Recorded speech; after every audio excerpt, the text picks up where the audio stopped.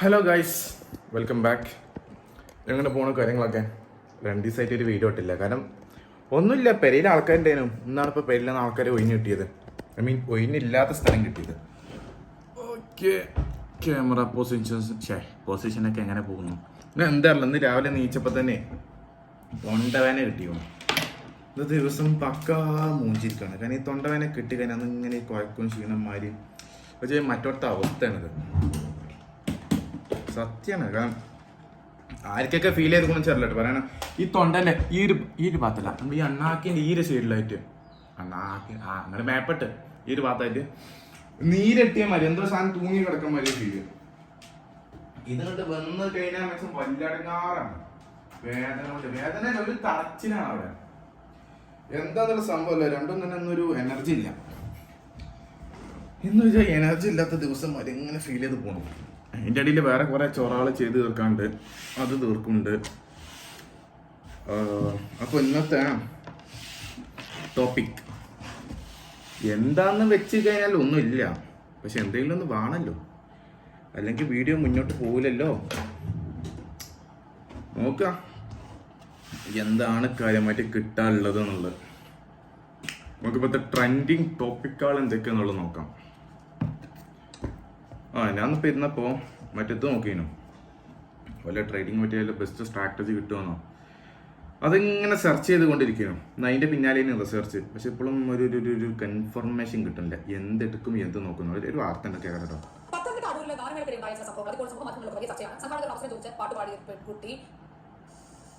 ബഹിരാകാശത്ത് വെച്ച് കൂടിച്ചേർന്ന ഉപഗ്രഹങ്ങൾ അതാണ് ISROയുടെ സ്പാഡിക്സ് ദൗത്യം. ഇത് രാത്രി 9:58 തന്ത്രപ്രധാന ദൗത്യത്തിന്റെ വിക്ഷേപണം. സ്പാഡിക്സ് ഉപഗ്രഹങ്ങൾക്കൊപ്പം 24 ചെറു പരീക്ഷണങ്ങളും PSLV-60 ദൗത്യത്തിനൊപ്പം ബഹിരാകാശത്തെത്തും. PSLV-C60 തയ്യാറാണ്. ഈ വർഷത്തെ ISROയുടെ അവസാനത്തെ വിക്ഷേപണത്തിനായി ഒരുക്കങ്ങളെല്ലാം പൂർത്തിയായി കഴിഞ്ഞു. ബഹിരാകാശത്തേക്ക് പോകുന്നത് 2 ഉപഗ്രഹങ്ങൾ, ചേസറും ടാർജറ്റും.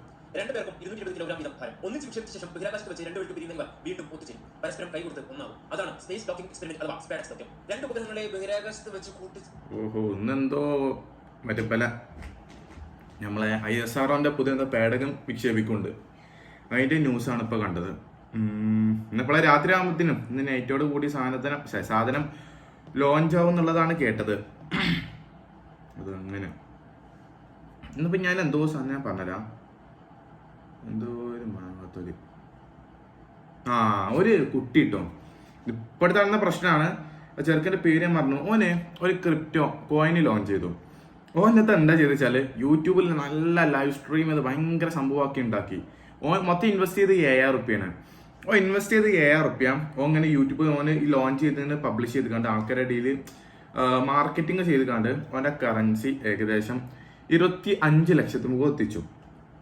25 ലക്ഷത്തിന് എത്തിച്ചപ്പോൾ തന്നെ എന്താ ചെയ്തറിയോ, ഈ സാധനം ഒറ്റയടിക്ക് ഓനെ ക്ലാസ് സകലം കൊണ്ട് സെയിൽ ചെയ്തു പറഞ്ഞാൽ ഓനാണല്ലോ ക്രിയേറ്റ് ചെയ്ത്. അപ്പോൾ ഓൻ്റെയൊക്കെ മെജോറിറ്റി ഷെയർ അതിലുണ്ട്. അപ്പോൾ മൊത്തത്തിൽ അങ്ങനെ സെല് ചെയ്ത് കണ്ട് ഇതിൻ്റെ ഹോൾഡ് ചെയ്യുന്ന ഹോൾഡേഴ്സിനുണ്ടല്ലോ അതുകൊണ്ട് മൂഞ്ചിപ്പിച്ചു. അത് ഇപ്പം 25 ലക്ഷം ഉണ്ടായിക്കാണ്ട് ഇപ്പം മെജോറിറ്റി അങ്ങനെ സെല് ചെയ്ത് കണ്ട് അതിൻ്റെ മാർക്കറ്റ് പ്രൈസ് ആണ് ഇടിപ്പിച്ചു. അതിൽ റസം എന്താ ചെയ്യുന്നതിൽ ഇപ്പം എന്നിട്ട് വിറ്റു. ഓക്കെ, ഓൻ്റെ ടൈമെന്ന് കഴിഞ്ഞു. അത് കഴിഞ്ഞതിൽ ലോസ് വന്ന ബയ്യേഴ്സ് ഉണ്ടല്ലോ, ഇവനെ വിശ്വസിച്ച് കണ്ട് ഈ സാധനം വാങ്ങിയ ബയ്യേഴ്സ് ഓനെന്ത് ചെയ്തു ഇവൻക്കിട്ട് പണി കൊടുക്കണം എന്ന് ആലോചിച്ചപ്പോൾ ഇപ്പം ഇതേ മീം കോയിൻ തന്നെ അങ്ങോട്ട് പമ്പ് ചെയ്തു. ആൾക്കാരെ കൊണ്ടിട്ട് ബൈ ചെയ്യിപ്പിച്ചാൽ പമ്പ് ചെയ്ത് എക്സ്ട്രീം ലെവലിൽ എത്തിച്ചുകൊണ്ട് 800 കോടിൻ്റെ അടുത്ത് അതിൻ്റെ മൂല്യം എത്തിച്ചു. ആലോചിക്കണം, ആ പൊട്ട എന്ത് ക്രിയേറ്റ് ചെയ്തിക്കാണ്ട് 25 ലക്ഷത്തിന് സെല് ചെയ്തു. ഇന്നത്തെ ബാക്കിയുള്ള ബയ്യേഴ്സ് ഈ സാധനം 800 കോടി സംതിങ് റേറ്റുമ്പോൾ സെല് ചെയ്തു. ഇതെന്ന് വെച്ചാൽ അതായത് ഓനണ്ട് ഗളിപ്പിച്ചു. അത് ഓന് ബാക്കിയുള്ളവർക്ക് ലോസ് ഉണ്ടാക്കിയാണ് ഓൻ പ്രോഫിറ്റ് ഉണ്ടാക്കി എക്സിറ്റ് ആയതാണ് ആൾക്കാരെ പറ്റിച്ചുകൊണ്ട്. പക്ഷേ ബാക്കിയുള്ള ആൾക്കാരെ കൂടിക്കാണ്ട് ഇവൻക്കിട്ടാണ് പന്നിക്കിട്ടാണ് കൊടുത്തു. ഏതായാലും ഓൻ്റെ കയപ്പ് അതോടുകൂടി തീർന്നു എന്നുള്ളതാണ് കേൾക്കണത്. ആ വാർത്ത മിക്കവാറും ഇപ്പോൾ ട്രെൻഡിങ് ആയി വരും. നമ്മളെ മലയാളത്തിൽ ഇങ്ങനെ എത്തുന്നുള്ളൂ. ന്യൂസ് ഞാൻ കൂടുതൽ ഇപ്പോൾ ഹിന്ദിയിലാണ് കണ്ടത്. അതന്നെ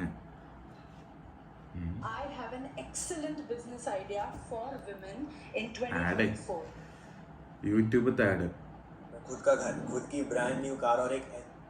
പിന്നെ പുതിയ കോൺസെപ്റ്റ് എന്തായാലും ഒന്നും ഒരു ഉഷാറില്ല. സത്യം പറയാം, ഒരു മറ്റത്തെ കോണകോത്ത അവസ്ഥയാണ്. എന്താ പറയാ, ഒരു തണുത്ത് ഇങ്ങനെ ഇരിക്കുക, ഒരു ക്ഷീണം. എന്ത് തൈരിനാണ് ഈ ക്ഷീണം എന്ന് ഒരു ഐഡിയ ഇല്ല. കാര്യമില്ലാതെ ക്ഷീണം. ഒന്നല്ല ഈ ക്ഷീണത്തിന് വല്ല അർത്ഥം വേണ്ടേ? ഇത് അതുമില്ല. ഓ dark dark dark scene scene.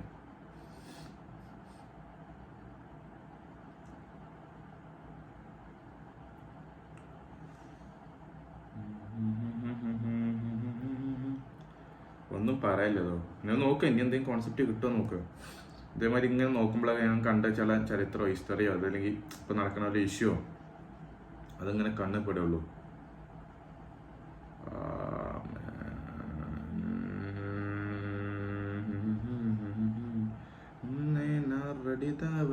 Accidental prime minister Manmohan സിംഗിന്റെ പടാണോ ഡൗട്ട് ഉണ്ട് കേട്ടോ എൻ്റെ. നെല്ല്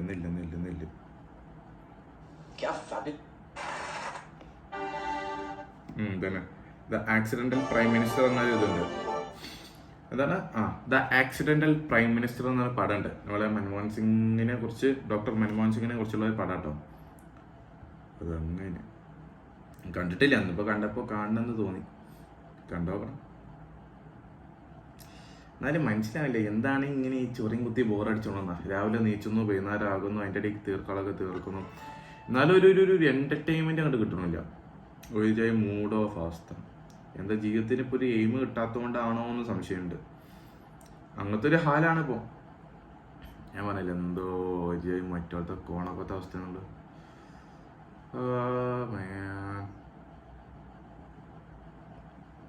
ഏതാ ഇതിനൊരു പോയി കണ്ടെത്തണം. കാരണം ഇതൊരു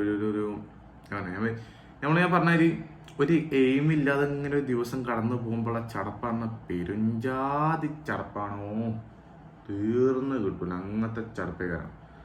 രാവിലെ നീച്ച കുറേ സമയം അങ്ങനെ തട്ടിമുട്ടി പോവുക, പിന്നെ പെട്ടെന്ന് നോക്കുമ്പോൾ വൈകുന്നേരമായി, പിന്നെ കടന്നുറങ്ങാനായി, പിന്നെ രാവിലെ ആയി. റിപ്പീറ്റ്. എങ്ങോട്ടാച്ചിട്ടായി റിപ്പീറ്റ്? I am trapped.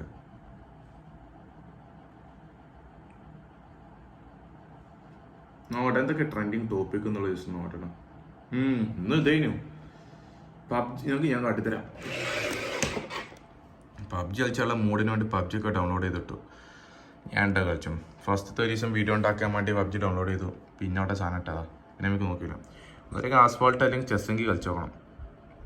എന്തെങ്കിലും ഒന്ന് വേണ്ടേ?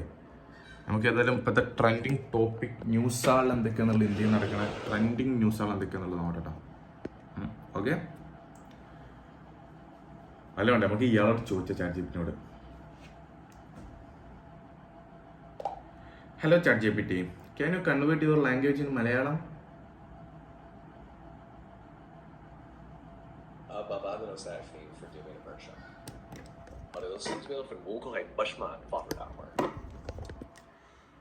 ഓക്കെ, ആരാണ് നീ?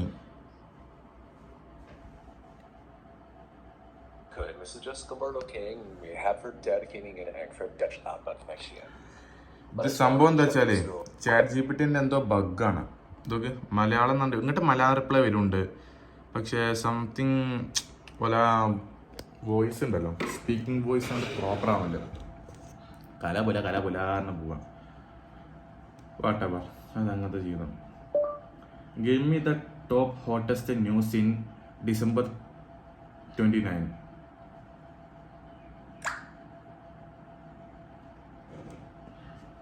Oh.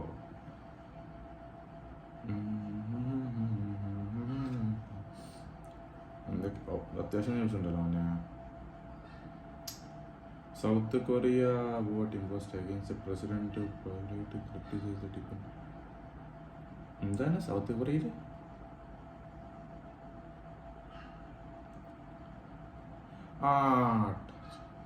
ഇവിടെ സൗത്ത് കൊറിയയിൽ ഒരു ഇതുണ്ടായി. സോറി ക്യാമറ അങ്ങട്ടാ. സൗത്ത് കൊറിയയിൽ ഒരു പ്രശ്നം ഉണ്ടായി. അതായത് അവിടെ ഒരു എയർപോർട്ടിൻ്റെ പേരെന്നുള്ളത് ജീജുൻ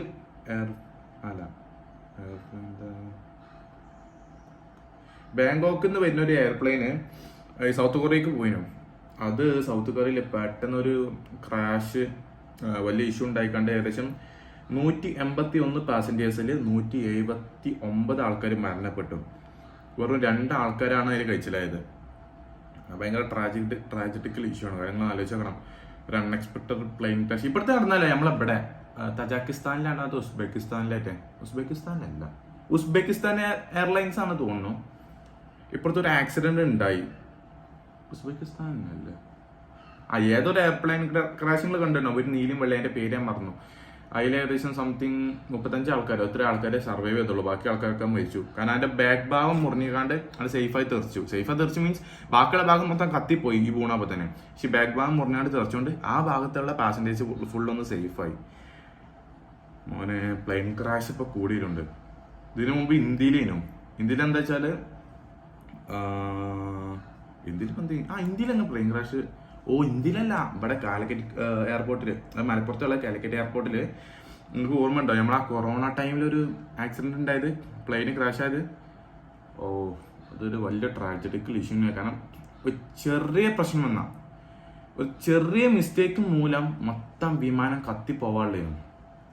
പക്ഷെ ആ പൈലറ്റിന്റെ കരുത്തോണ്ട് മാത്രമാണ് അങ്ങനെങ്കിൽ പ്രോപ്പറായിട്ടെങ്കിൽ ആ സാധനം അവിടെ ലാൻഡ് ചെയ്യാൻ പറ്റിയത് കേട്ടോ. അതിൽ തീർന്നീന് വലിയൊരു ട്രാജഡിക്കൽ ഇഷ്യൂ ആണ് അവിടെ ഉണ്ടാകാൻ പോയിന്. പക്ഷെ അതിൽ നിന്നൊക്കെ രക്ഷപ്പെട്ടു. സീനാണ് പ്ലെയിൻ ക്രാഷ് എന്നൊക്കെ പറഞ്ഞാൽ. അപ്പോൾ ഇന്ന് കാര്യമായിട്ട് ഒന്നുമില്ല. ഇന്ന് ഇന്നത്തെ ദിവസം ഒരു എനർജി ഇങ്ങോട്ട് കിട്ടണ്ടേ, അതില്ല. അപ്പോൾ നമുക്ക് പിന്നെയും കാണാം. ബൈ.